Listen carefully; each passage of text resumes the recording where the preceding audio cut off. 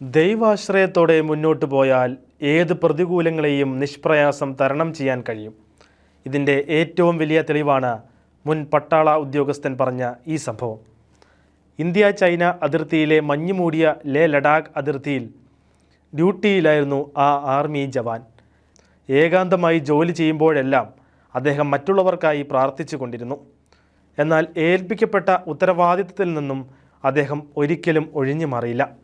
ഇക്കഴിഞ്ഞ 9-ാം തീയതി യുദ്ധസാമഗ്രികൾ ക്രമീകരിച്ചു കൊണ്ടിരിക്കുമ്പോൾ അബദ്ധത്തിൽ ഒരു വലിയ യന്ത്രത്തിനുള്ളിൽപ്പെട്ട് അദ്ദേഹത്തിൻ്റെ ഇടത് കൈയും വിരലുകളും അറ്റുപോയി. കരച്ചിൽ കേട്ട് ഓടിയെത്തിയ പട്ടാളക്കാർ ചോരയിൽ കുളിച്ചു കിടക്കുന്ന സ്നേഹിതനെയാണ് കാണുന്നത്. അറ്റുപോയ ശരീര അവയവങ്ങൾ.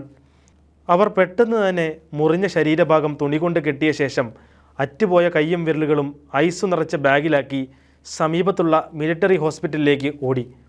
ജവാനെ മറ്റൊരു ജീപ്പിൽ അവിടെ എത്തിച്ച് പ്രഥമ ശുശ്രൂഷകൾ നൽകുകയും ചെയ്തു. എന്നാൽ മേജർ ഓപ്പറേഷന് വേണ്ട സൗകര്യങ്ങൾ അവിടെ ഇല്ലാത്തതിനാൽ ഹോസ്പിറ്റൽ അധികാരികൾ ആർമി ഹെഡ് ക്വാർട്ടേഴ്സിൽ അറിയിച്ചു. മുറിവേറ്റ ജവാനെ അപ്പോൾ തന്നെ ഡൽഹിയിലെ മിലിറ്ററി ഹോസ്പിറ്റലിൽ അധികൃതർ എത്തിച്ചു.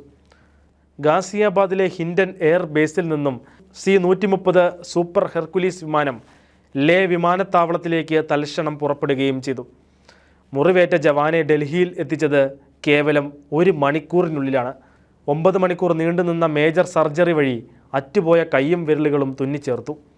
ഇദ്ദേഹം സുഖം പ്രാപിച്ചു വരുന്നു. മെഡിക്കൽ ടീമിലെ ഒരാൾ സർജറിക്ക് ശേഷം പ്രതികരിച്ചത് ദൈവകരുണയുടെ ശക്തി എന്നാണ്.